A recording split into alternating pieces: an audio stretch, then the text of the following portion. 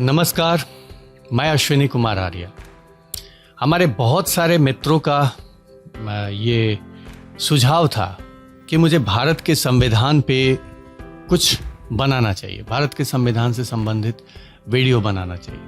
उस चीज़ को ध्यान में रखते हुए भारत के संविधान के बारे में हम आज से एक श्रृंखला की शुरुआत कर रहे हैं। इस श्रृंखला में हम भारत के संविधान के पूरी तरह से हर एक पॉइंट को देखेंगे और उसके ऊपर चर्चा करेंगे। सबसे पहले हम भारत के संविधान के विषय में थोड़ा सा जान लेते हैं। संविधान का शाब्दिक अर्थ होता है समन्वय से बनाया गया विधान, यानी कि कुछ लोग आपस में बैठ करके आपसी समन्वय से एक नियम का निर्माण करते हैं जिसे संविधान कहते हैं। संविधान के विषय में कहा जाता है कि हमारा संविधान धर्मनिरपेक्ष है, जो कि पूरी तरह से गलत है। हमारा संविधान पूर्णतः धार्मिक संविधान है। हमारा संविधान पंथ निरपेक्ष है। और संविधान का निर्माण किसने किया, कैसे हुआ, ये सब विषय इतिहास का विषय है, इसलिए हम उसको कवर नहीं करेंगे। हम सिर्फ संविधान के मौजूदा स्थिति के बारे में बात करेंगे। वैसे कहा जाता है डॉक्टर भीमराव अंबेडकर ने संविधान की रचना की, जो कि अर्ध सत्य है, और कुछ लोग कहते हैं डॉक्टर राजेंद्र प्रसाद ने किया, ये भी अर्ध सत्य है।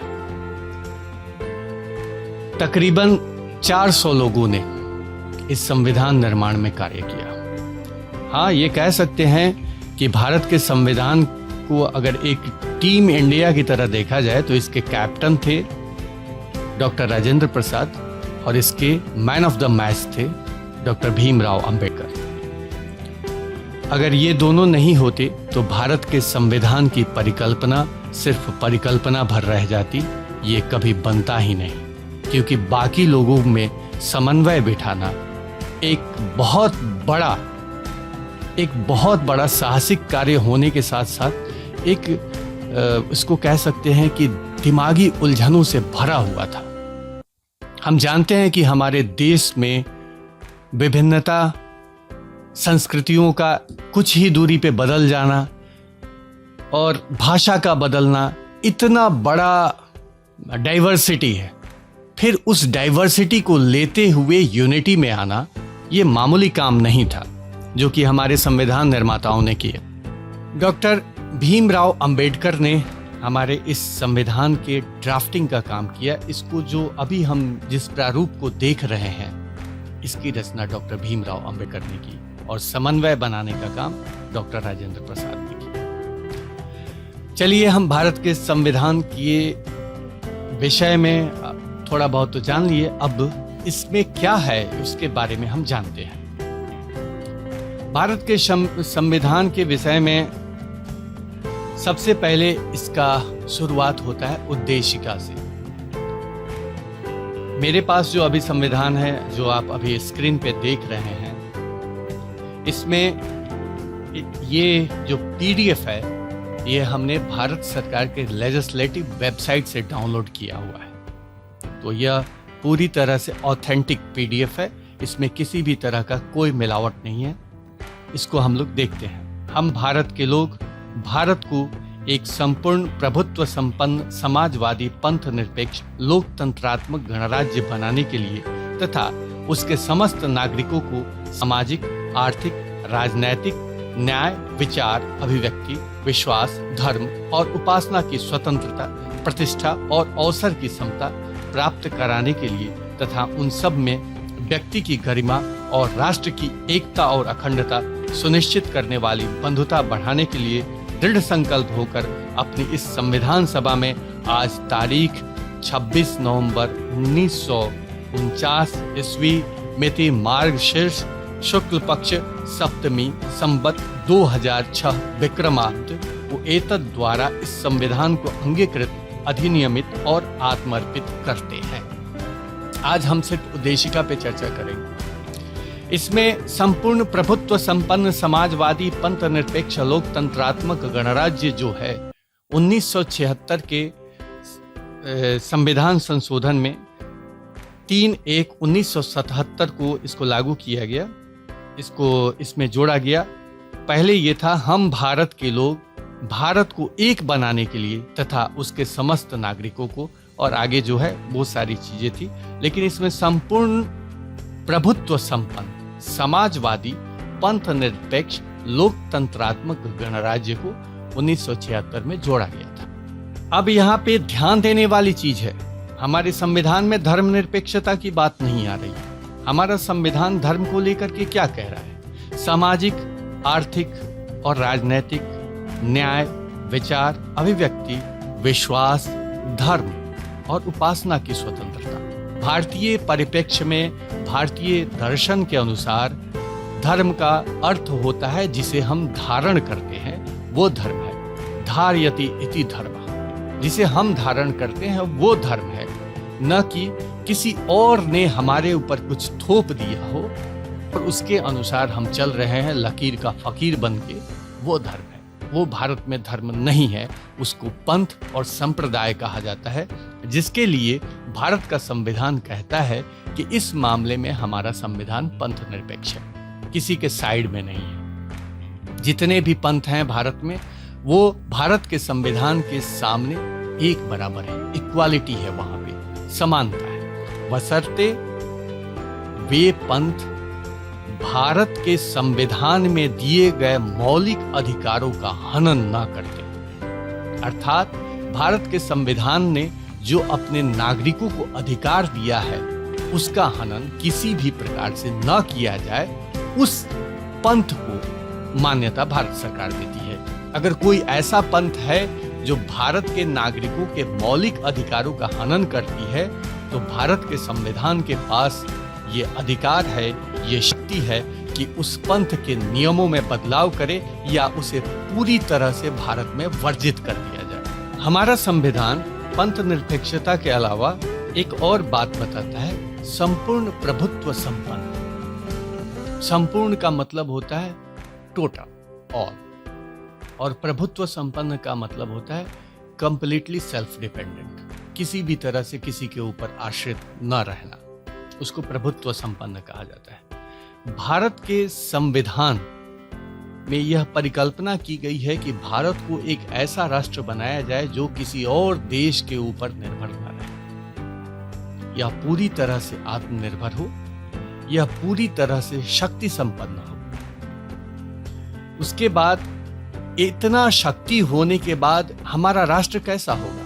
तो हमारा राष्ट्र समाजवादी होगा, जो हमारे समाज की संरचना है उसको लेकर के चलने वाला होगा। उसके साथ में पंथ निरपेक्ष होगा, जो हमारे देश में कई विचारधाराएं कई लोग धारण करते हैं, कई पंथ हैं, कई संप्रदाय हैं, जिन्हें आजकल धर्म के नाम से भी जाना जाता है, हालांकि वे धर्म नहीं है।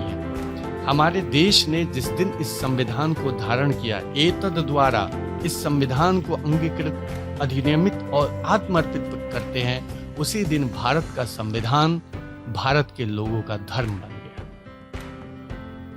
भारत में रहने वाले लोगों का एकमात्र धर्म है भारत का संविधान। हाँ, इस संविधान के अंतर्गत सभी पंथों को, सभी पूजा पद्धतियों को मान्यता मिली है। हम अपने इच्छा के अनुसार, अपने चॉइस के अनुसार किसी भी पंथ को, किसी भी पूजा पद्धति को धारण कर सकते हैं, इसका अधिकार हमारा संविधान देता है। लेकिन वे सिर्फ हमारे लिए पूजा पद्धति है, सिर्फ हमारे लिए उपासना की विधि हो सकते हैं, हमारा धर्म नहीं हो सकते, क्योंकि 26 नवंबर 1949 को संविधान निर्माताओं ने भारत के संविधान को भारत का धर्म माना, स्वीकार किया और इसको 26 जनवरी 1950 को स्थापित किया गया। उसके आगे हम लोग देखते हैं हमारे संविधान का उद्देश्य क्या है। हमारा संविधान कहता है कि इसके समस्त नागरिकों को, यानी कि भारत के समस्त नागरिकों को सामाजिक, आर्थिक और राजनैतिक न्याय, विचार, अभिव्यक्ति, विश्वास, धर्म और उपासना की स्वतंत्रता, प्रतिष्ठा और अवसर की समता प्राप्त कराने के लिए, यानी कि सबके लिए इक्वल है, सबके लिए इक्वल है, इक्वालिटी है। इसका सबसे बड़ा उदाहरण है कि जब इलेक्शन का टाइम आता है तो प्रेसिडेंट ऑफ इंडिया भी एक ही वोट देता है और एक सबसे गरीब से गरीब आदमी भी एक ही वोट देता है।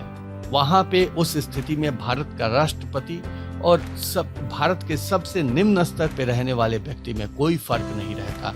हमारा संविधान ऐसा व्यवस्था स्थापित करता है। फिर उसके बाद कहता है व्यक्ति की गरिमा, किसी भी व्यक्ति के अस्तित्व को ये स्वीकार करता है।